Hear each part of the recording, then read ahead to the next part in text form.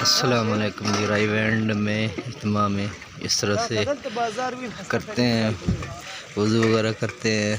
ये टुटियाँ वगैरह का बहुत वसी इंतज़ाम होता है पंडाल के चारों तरफ से। ये पंडाल है बहुत बड़ा,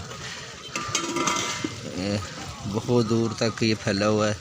हर तरफ ये लगे, चारों तरफ इसके होते हैं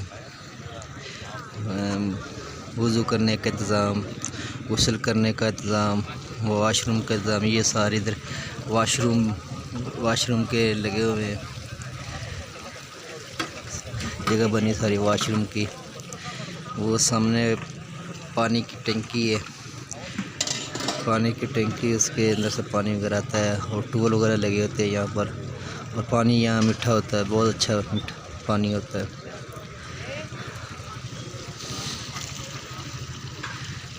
बहुत लोग होते हैं, ये लाखों के हिसाब से मजमा होता है यहाँ पर। कोई अंदाज़ा नहीं है कि यहाँ पे कितने लाख होता है। तकरीबन अंदाज़न ये होता है कि 25-30 लाख का मजमा, अंदाज़न कह सकता हूँ मैं। 2 इज्तिमा होते हैं,